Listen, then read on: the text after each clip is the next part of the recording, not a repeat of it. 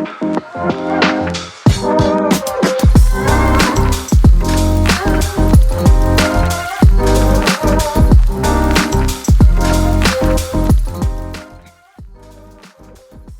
friends. Thank you for tuning in again. Welcome back to Cori's Corner. This is a podcast where I share strategies, tools, and knowledge to overcome life's challenges and experiences. And in today's episode, I want to talk about overcoming challenges that come with the winter season. I find that many people in my surroundings, and I'll include myself, tend to have more difficulty managing their health. And it can be a little bit harder to be physically active, to maintain good mental health. And this comes from somebody who used to hate winter. When I say I used to hate winter, I hated winter. And several years ago, I decided that I was done with the negative feelings and thoughts towards winter. And I decided to embrace what winter had to offer. So, for those of you who don't know, I live in Canada, where winter lasts quite a long time and can be fairly intense. And I find that the cold, the having so many days of the year where the days are so short and we're limited in sunlight, daylight, it can be very, very difficult to cope, particularly mentally. So, in this episode, I want to talk about how I managed to improve my mental health during the winter time. So, overcoming the winter blues, but also I want to touch on seasonal affective disorder, which is something I'm going to explain a little bit more in detail later in the episode. But I want to talk about what it is, what are the signs and symptoms, and how can somebody effectively manage it based on some research that I did and some evidence-based research that I did. So in addition to talking about mental health, I want to talk about physical well-being. And I find that in my surroundings, I have many people who mention that they enjoy being a hermit crab or they enjoy hibernating and they avoid the cold and the outside at all costs, which I can very much understand.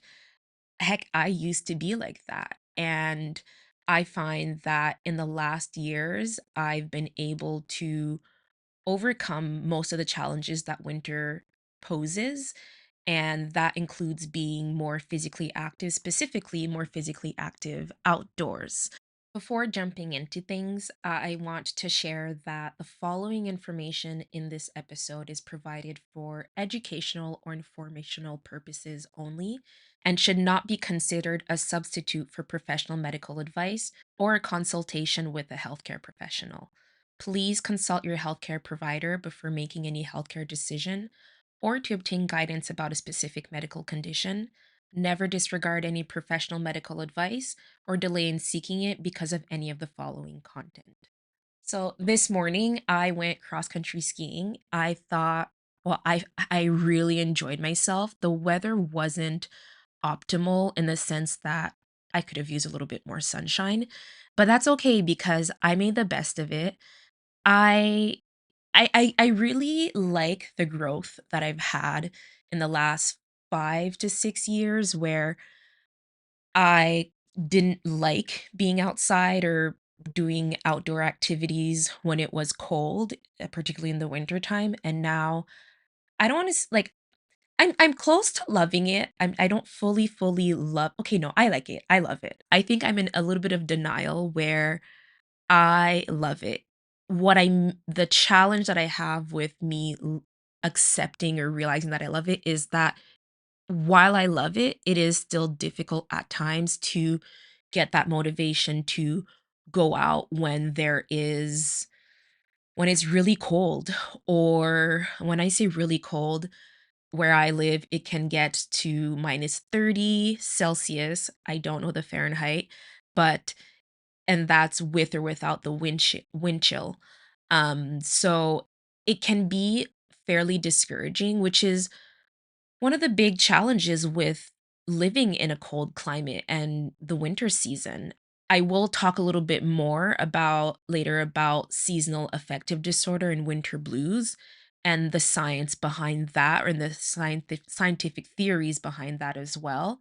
But overall, before I get into the nitty-gritty details of why and how these things happen, I want to share more about my experience where I I've found different ways to kind of trick myself into complying into the future person that I want to be. And what I mean by that is whatever excuse I may come up with or think I may come up with, I try to find a solution to that from like early on. So last night I decided that I wanted to go cross country skiing this morning, and knowing that in the morning I'm a little bit more sluggish and groggy, I laid out all of my clothes, including all of the gear that I would need to be ready for the next morning. That way, this morning it's waking up and pretty much getting ready right away. There is very little thinking required behind it.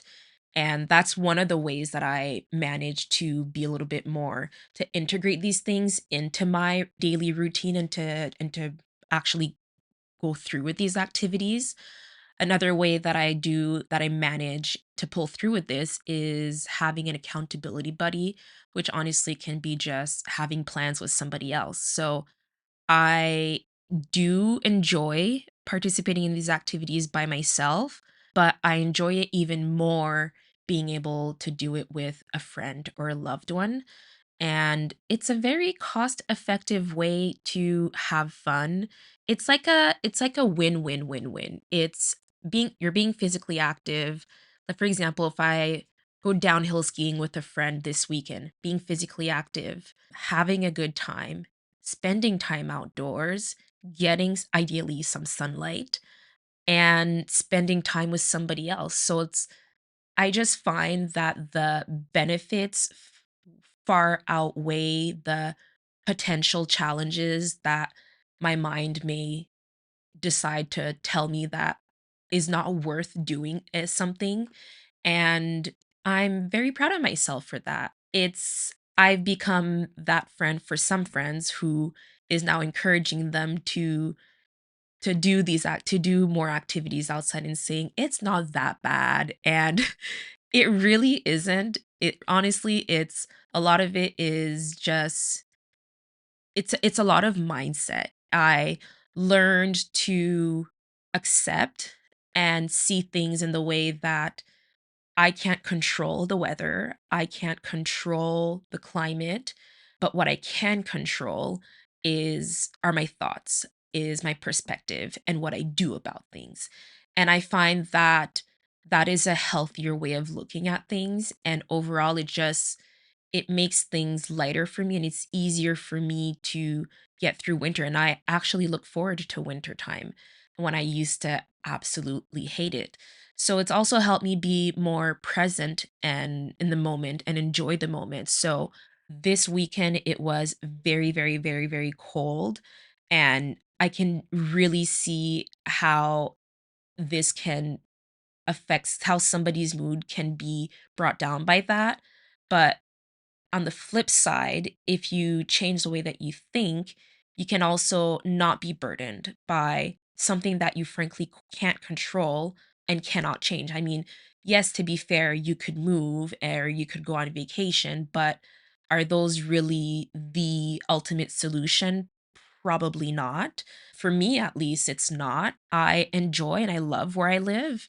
I find that I make the best of where I now live, or where I live, and more than I ever did in the previous decades that I've lived here.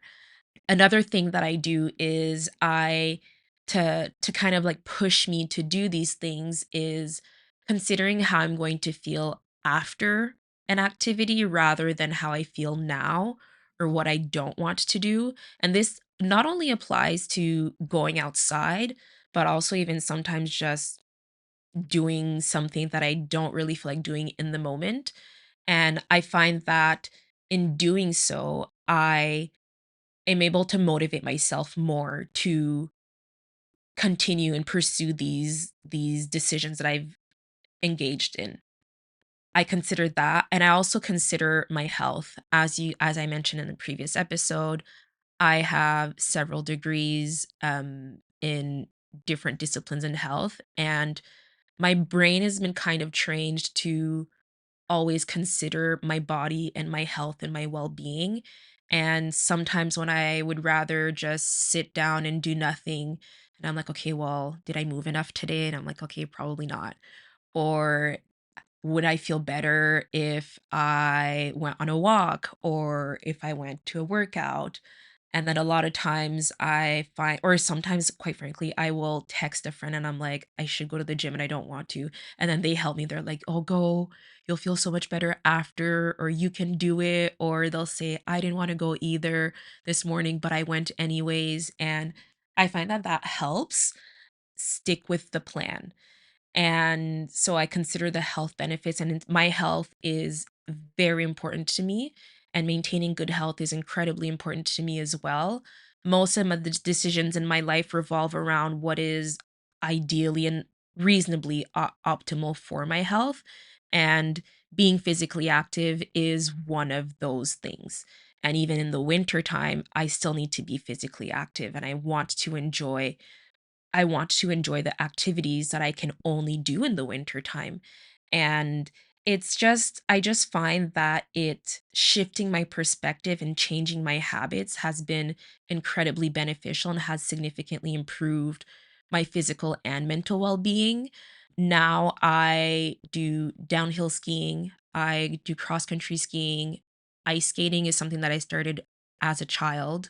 Snowshoeing is something I picked up as an adult. Hiking and winter hiking is something that I picked up as an adult. Last year, I actually started running in the winter time, and it's honestly, it's the hardest hurdles that are to overcome when it comes to being physically active outdoors are the mental ones. That is how I feel about it, and it's pretty I feel it's pretty accurate where when you're out there, your body is warmed up. If you're dressed properly, it's not that cold. And it's all about mind over matter. And yes, it's a physically demanding, it can be a physically demanding or difficult activity, but ultimately it's your mind is, I find, the biggest opponent when it comes to doing things that you're probably not used to, or that you don't feel like doing, or that are more difficult than other things. And after I'm done skiing, for example, like today, this morning, I think I mentioned it before, I went skiing and I just feel so good. It feels good to move my body. It feels good to be outside, to be outside. I like to like more wooded areas and in the trees. I just find that I don't know, I find more peace. I find it's more grounding and more peaceful. But it this morning I was cross country skiing along the river and I saw dogs, I saw other people, I said hello to other people, and I got to look at some trees. I got to hear the birds chirping this morning and just enjoy the moment for what it was. And I find that that is so rewarding. It's rewarding on a physical level, but also on a mental level.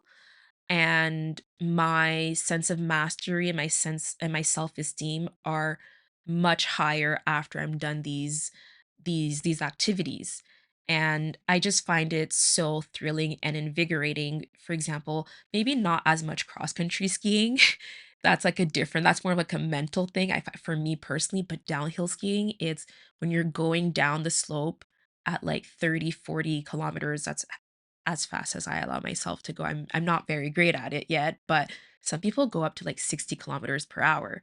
And it's a freeing sensation and it's invigorating and you feel so alive. And to be on the mountain and going down the hill, going down a difficult run and going down for a while, it's a feeling that I could not feel prior to engaging in these activities. I don't know.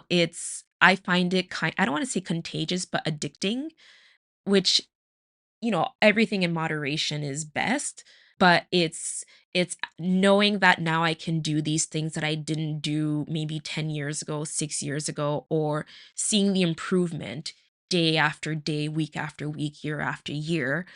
Some improvements I notice myself just in how I feel about things, how I feel. I'm like, okay, well, I'm less tired after I skied an entire day compared to last year, compared to last month. Another thing that I enjoy about doing these workouts in general is tracking my workouts. I use a fitness watch, a smartwatch, to track my workouts. And well, I've said this before, being the nerd that I am, I really enjoy looking at my like the objective data of my workouts, not just like how I feel, which is something that I take in consideration, of course, but it's nice to see that I ran the same distance faster or than the previous time, or that I was able to run point 0.5 or ski. Today I skied, for example, today I skied, I think 3.3 kilometers, whereas last week I skied 2.3 kilometers. So I skied 1 kilometer, one extra kilometer. And then I like to look at like the graphs with like my heart rate, seeing how it goes up and down and looking at the effort and things like that. So I don't know, it's like a little thing that one of the things that I geek on, and it also helps me get information on how well I do compared to previous times. And I'm a little bit competitive with myself to always trying to do better the next time. And sometimes the goal isn't necessarily to do better than last time, but just to do like those times where it's hard to get out and to go and do something and I don't feel the motivation for it. I just tell myself, "Okay, the goal is I'm just gonna go out." And then I'm like, "Okay, well, I feel like I can do this distance or I can do this amount of time." And then I end up often those are some of the days where I do more and I'm so much happier with myself and so proud of what I've accomplished. Because typically when I look at my watch after, I'm like, "Holy cow, I was able to do X distance or reach X speed or maintain X speed for X amount of time." Because when I'm actually doing a sport, I try not to think about my performance as much. It's something that I really enjoy doing afterwards. And it's satisfying to see those graphs and to see that I did a good job. It kind of reinforces and it's like that little cherry on the top. And I find that after I overcame all the challenges of being physically active, but also being physically active outdoors, I feel better. I feel happier. I feel more energetic. And a lot of what I feel is something that I actually saw reported in the scientific literature. So, in doing research for this episode, I did some research on seasonal affective disorder and I did some research on the benefits of physical activity on mental health. And I have my personal experience where I see that when I'm skiing or after I'm done skiing or whatever activity I may do, since right now we're in middle January and the main thing that I do outdoors is skiing, and we're talking about winter skiing. So it's it's that sense of wow, I did it. And after the endorphins are running through my body after I'm done with at the end of the day, and I feel so accomplished. And I find that also one of the things that I really, really like about downhill skiing, particularly, is helping me overcome anxious thoughts and feelings. In the moment, I'm kind of forced to focus only on what I can control and what I can do, which is my form. And I get my friend's voice in my head, just focus on doing S's, which basically means just carving. And the only thing that I can control is me on skis and carving. And I find that also when I focus more on that instead of worrying of, "Oh my gosh, I'm gonna fall," or, "Oh my gosh, this is so difficult." First of all, that takes away from the activity, and it takes away from enjoying the activity, but also, I find that I'm able to just do I find that I'm better at carving and that I kind of let my body go on autopilot, and it's a liberating feeling that I thoroughly enjoy, having, and it's one of the things that I enjoy the most about being out on the hill. It's also accompanied with when when I use positive self-talk and self-encouragement, I find that I typically perform much better. I'll be like, "Oh, you can do it," or I'll be like, "Oh, good job," or "You'll be fine," or "It's okay," or "You're doing it," and it just what I want the point that I want to get across is that adding these outdoor activities, adding these sports, particularly winter sports, have had a significant impact on my life, significant impact on my health and well-being, mental and physical. And those impacts last during the activity, but also after. After the day I go downhill skiing is almost always a great day. And the next day it carries on over to that. And I just feel so good. And I feel so good physically, but my mood is improved for at least 1 to 2 days. And I also look forward to the next time that I go. But then I'm like, okay, well, that day is done. Now I'm going to enjoy this. And the next time that there's a huge snowstorm, that means that I get to enjoy a better time on the hill again. And it continues like that. And that's kind of how I've been able to get through winter, but also transition into hating winter, into enjoying it, and then ultimately loving it. I'm now in love with most of the sports, pretty much the sports that I do. And I love pushing myself and trying new things and achieving a new level of challenge where before it might have been trying something different, like something new, but now it's okay, let me see if I can go down this run a little bit faster.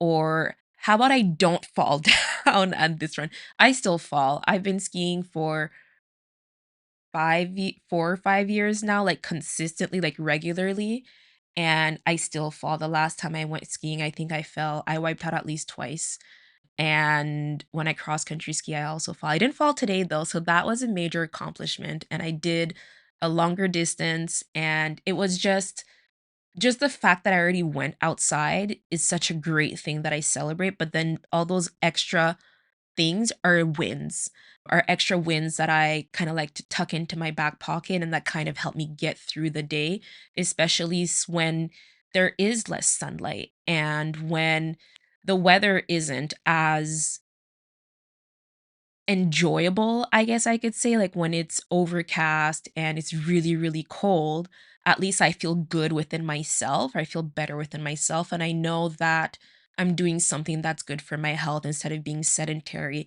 and isolating myself at home. I'm enjoying what my city, what my town, what my environment has to offer to me, and it creates great memories, much better than just sitting on the couch, and I really hope that my me sharing my experience of going from hating winter to loving it, I hope that that can help one other person to shift their perspective on how they see things and also to try something different, and it's honestly about dressing properly and shifting your mindset and then just going for it. I find that these things are so rewarding and so worthwhile doing that I don't see many reasons not to do these things.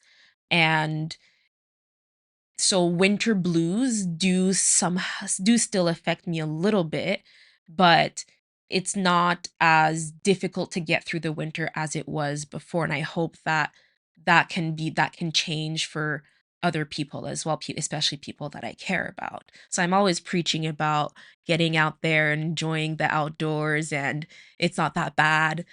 Just try it. Honestly, try it and you will reap the rewards from what you sow. So that's a little bit about my experience, personal experience about how I overcame the challenges that winter poses. Something else that I wanted to talk about is, so this is my personal experience. This is my personal view on things. And what I really enjoyed in preparing for this episode was seeing that a lot of what I experienced was demonstrated in the literature. And by the literature, I mean scientific literature, by research articles or review articles, where, for example, I always knew that physical activity played an important role in improving health, particularly physical health, but also mental health. And I was like, okay, is there really any evidence that is out there to support that? And there is. And then I'm like, well, what is this thing that is called SAD, seasonal affective disorder? Is this like a real issue that affects other people that affects other people? And what I came to learn is that as the seasons transition from fall to winter, the days get shorter. We have less daylight or sunlight, and more people tend to report having less energy, feeling more fatigue. They may observe changes in their mood and in their appetite or weight. And if this happens every year and it impacts your life, like, significantly, but it also improves with when certain seasons, like, change, it's important that you consult your healthcare professionals and let them know of these changes and the impact that it's having on your health and your well-being, because that could be a sign of seasonal affective disorder. Seasonal affective disorder is a type of depression that occurs where symptoms last about 4 to 5 months out of the year. And for those who don't know, depression, that includes feelings of persistently feeling sad, anxious, or empty mood most of the day, nearly every day for at least 2 weeks. Feelings of hopelessness, irritability, frustration, restlessness, guilt, worthlessness, loss of interest or pleasure in hobbies and activities, decreased energy, fatigue or slowing down, difficulty concentrating, remembering or making decisions, changes in sleep or appetite, and more pain. And for so that's more conventional depression, but with winter pattern seasonal affective disorder, some additional symptoms can include oversleeping, overeating, and social withdrawal. So when people say that they feel like they want to hibernate or be like a hermit, I did learn that seasonal affective disorder also affects people in the summertime. So it's not just the winter time, but and it has like it manifests in a different way. But the main thing that I understood that leads to this is the changes in daylight hours, where it affects the it affects levels of hormones and proteins in your body that subsequently affect your mood. And seasonal affective disorder affects 2 to 3% of Canadians, whereas winter blues, which is explained to be a milder form of seasonal affective disorder, affects more people, approximately 15% of Canadians. These numbers are similar in the United Kingdom, where about 2% are reported to be affected by seasonal affective disorder and about 20% are reported to be affected by the winter blues. For example, those people living in the United Kingdom and in Canada tend to be more affected than those living in southern United States. Likewise, those living in Alaska, which is a northern state, are far more affected by seasonal affective disorder and are at a far higher risk of developing seasonal affective disorder than somebody living in Florida, for example. And being the nerd that I am, I was really interested in understanding, okay, There's a change in daylight, there's a change in season. Is it the cold? Is it people hiding indoors more? Like, what causes this?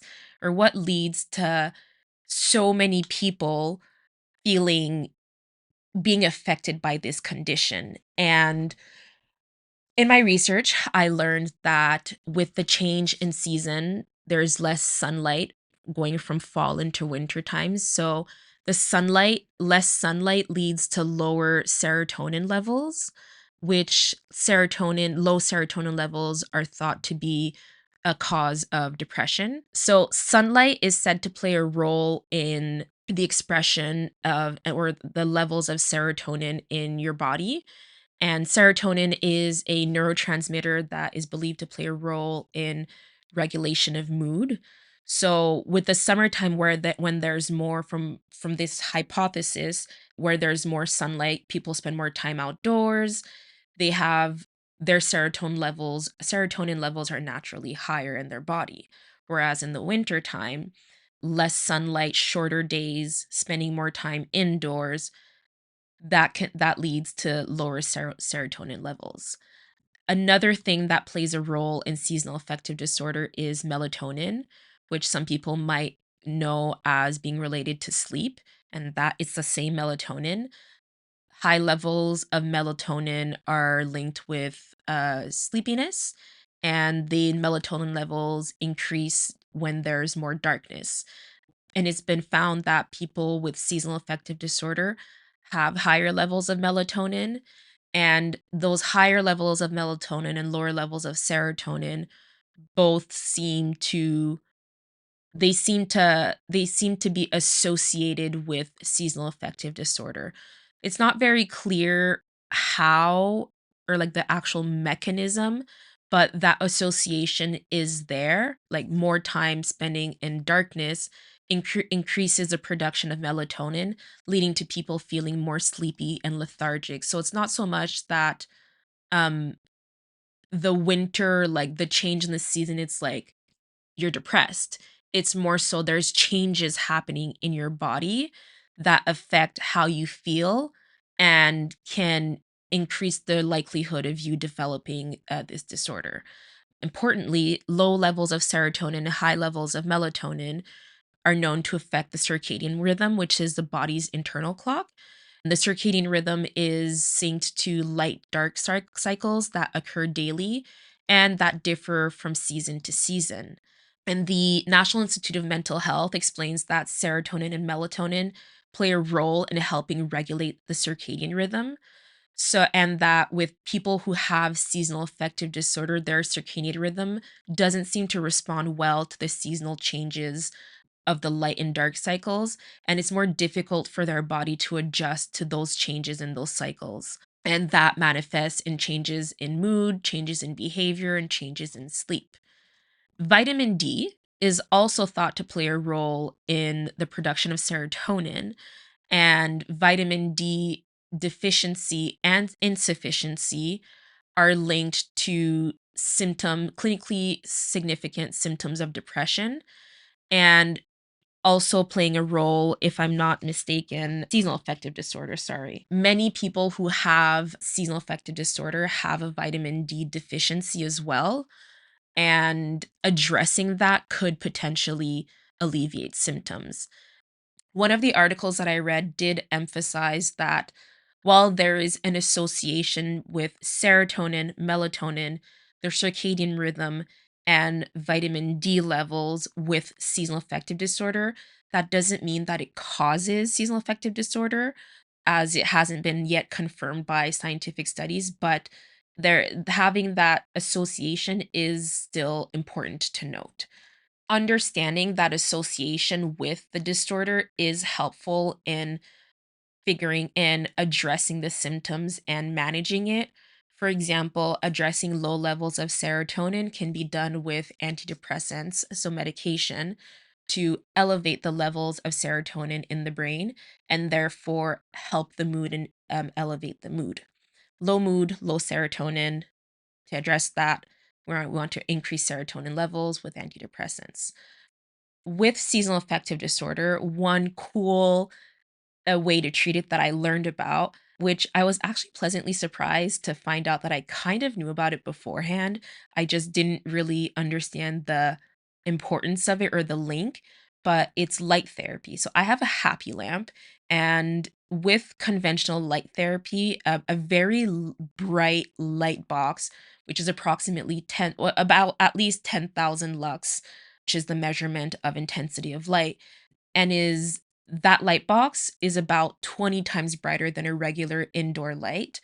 Using that every day for 30 to 45 minutes, first thing in the morning, has been shown to help reduce symptoms of seasonal affective disorder, which I think is pretty cool. And it also ties in with the lack of sunlight and lower levels and less daylight. So I think it's interesting to see how all of these things are linked. At least to me, it is.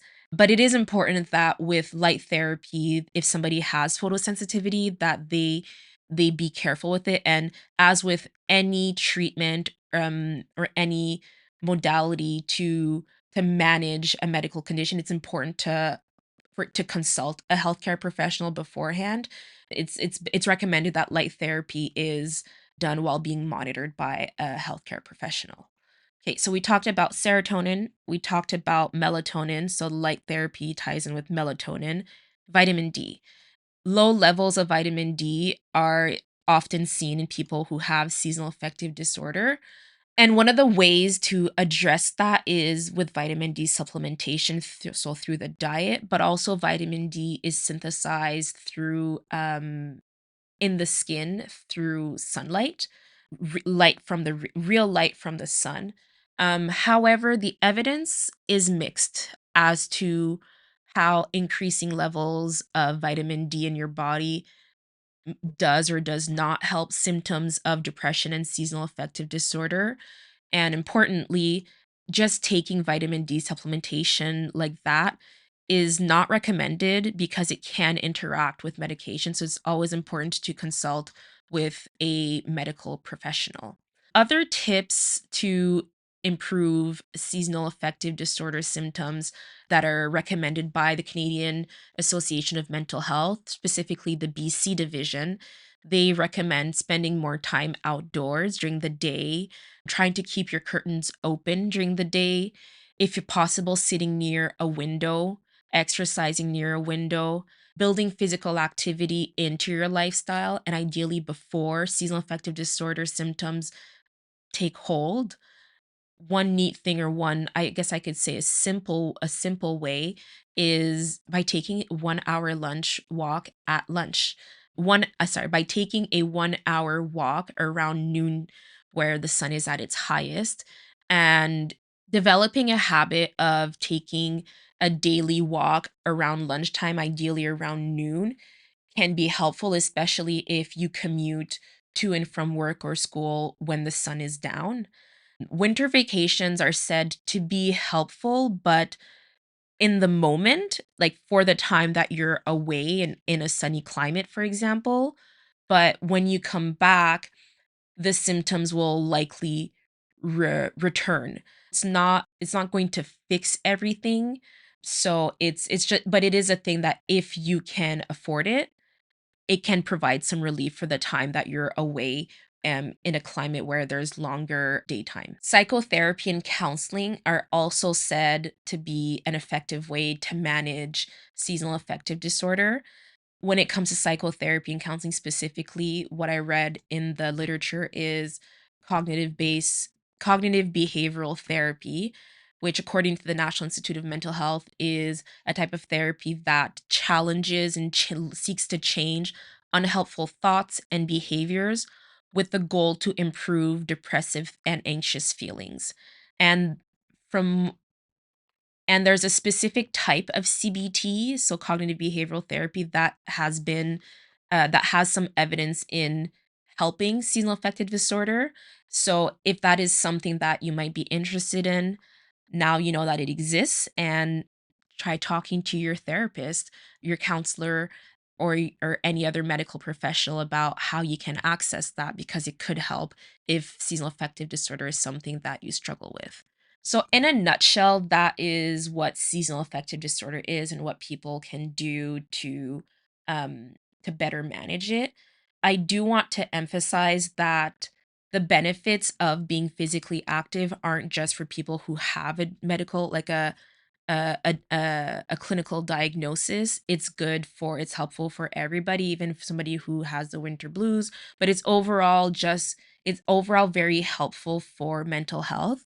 I actually read a study. I read a couple studies and about the benefits of exercise on mental health, and exercise has been shown to be effective in reducing symptoms of depression and anxiety. And there's quite a bit of data supporting this. I read, I think I read 2 or 3 articles on this. I read a review article and I read an article on a cross-sectional study, which actually was very interesting. Well, at least to me it was. To me, I found it very interesting. But from both of these studies, which I find kind of all-encompassing, I gathered that pretty much any type of exercise, whether it's aerobic or non-aerobic. Aerobic is more cardiovascular, like running, swimming, cycling, cross-country skiing. Those are the most commonly shown to have benefits on mental health. But there is some evidence showing, albeit less evidence than aerobic exercise, that non-aerobic exercise like muscular strengthening, flexibility, balance work are also effective in improving mental health. The main the main take home is exercise can help lift mood. This is applicable for reducing anxiety symptoms, reducing symptoms of depression, as well as post traumatic stress disorder. There are some limits with the duration of each exercise session where doing more exercise is not necessarily better. One article referred to doing 20 to 40-minute aerobic exercise to get some benefits. I listened to a TED talk from Wendy Suzuki, who is a neuroscientist, and she recommended about 30 minutes of exercise a day. Cross-sectional study recommended 30 to 60 minutes of exercise 3 to 5 times a week. And overall, what the evidence shows is that completing a certain amount of exercise, which let's just say between 20 to 60 minutes, has been shown to improve mental health. And what I think is interesting with the cross sectional study, which basically what it means is that it took data from that was already collected for something else and they analyzed this data. It had a sample of over a million participants, over a million individuals. They provided information on their demographics, on their physical health, on their mental health, and other related health related behaviors. And they also reported whether they had a previous diagnosis of depression or not. And this study sought to investigate the association between exercise and mental health and comparing mental health burden as it was self-reported between those who reported exercising and those who reported not exercising. And looking at the individuals who exercised, they reported less mental health burden than those who did not exercise. And then when they further analyzed the the sample, they saw that people who self-reported a previous diagnosis of depression also had that improvement with those who exercise and didn't exercise. But I thought was nice is that those who had a clinical diagnosis had even more improvement in the mental health burden than people who did not have exercise. So overall, exercise is just good for you, is what I'm trying to say. And if you can add some physical activity into your routine and your lifestyle, I think it's something that could be very beneficial. It's something that I find very beneficial for myself, and the data is there to support that. There's many health benefits to that, to the point that exercise is is said to be a good adjunct to psychotherapy. So earlier I mentioned that psychotherapy can help with seasonal affective disorder. For example, adding exercise into the mix can help improve the benefits that you get from psychotherapy. And those benefits are shown, have been observed and shown across all ages with children, with elderly people, and with adults.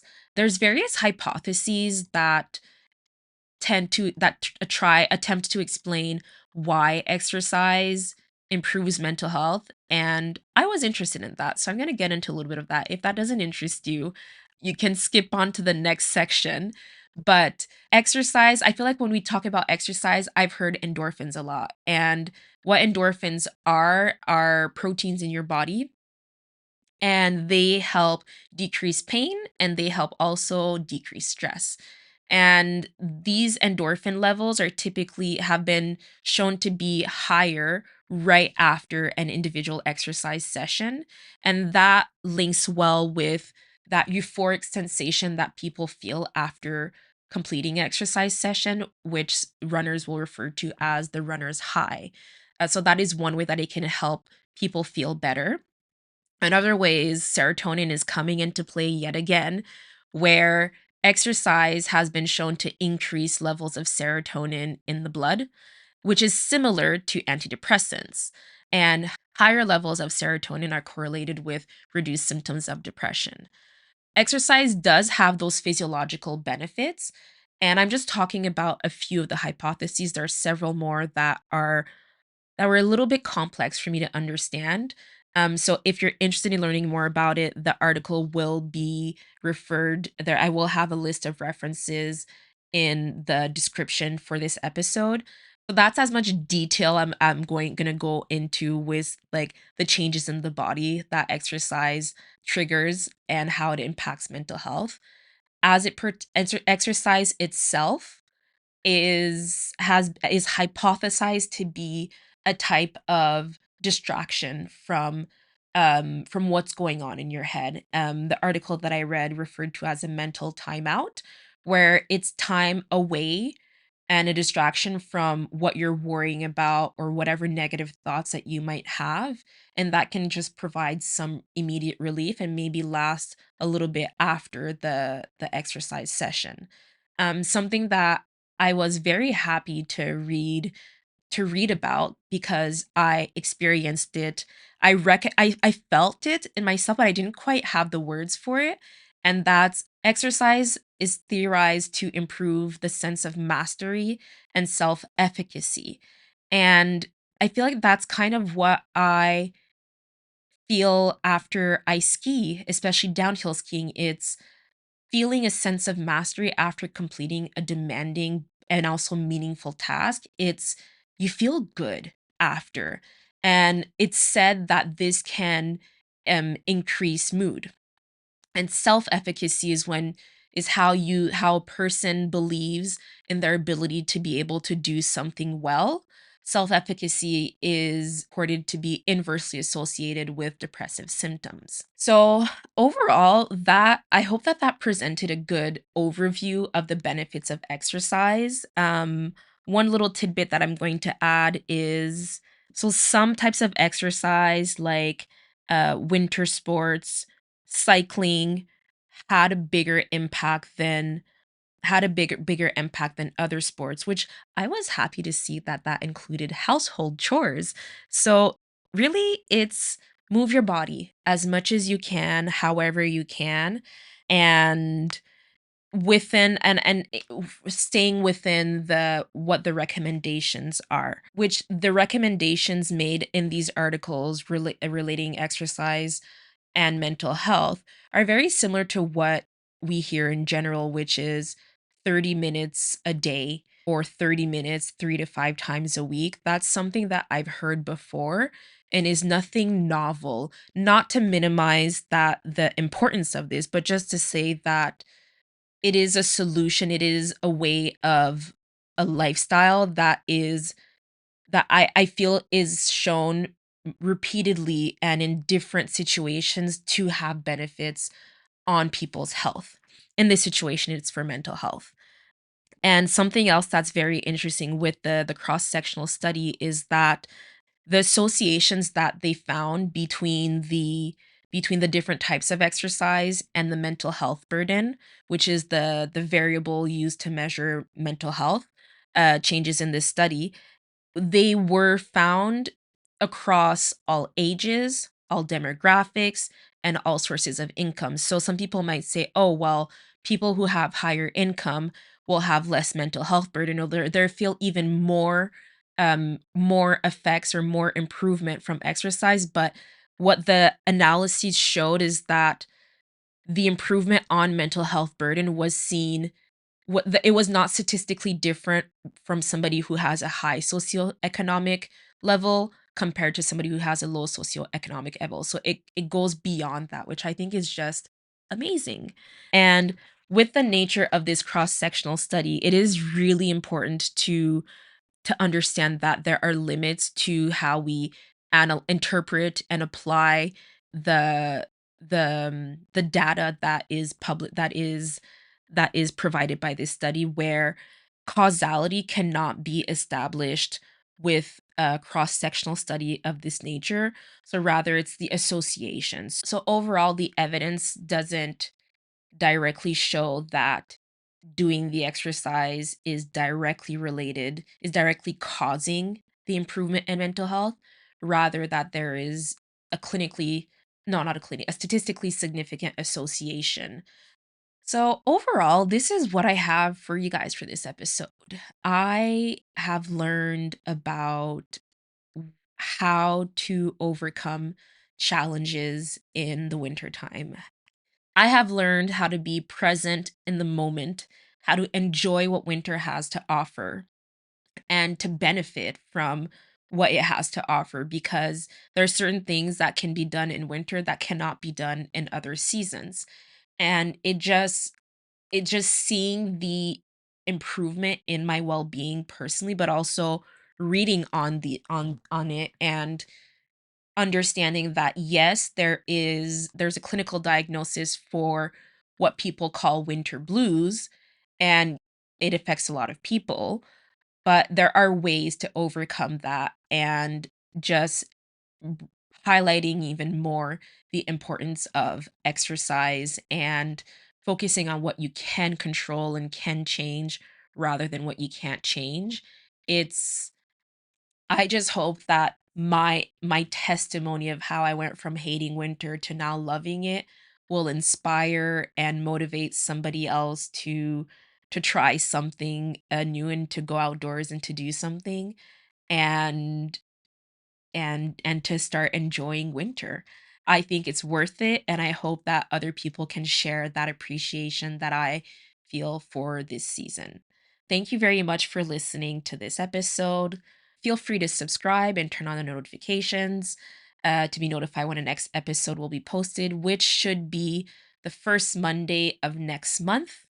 In the meantime, I invite you to connect with me on Instagram, on TikTok, or on Twitter, or all of them. And I thank you for tuning in to Cori's Corner. I encourage you to stay curious, stay inspired, and to always continue exploring. I'm your host, Cori, and this is Cori's Corner. See you next time.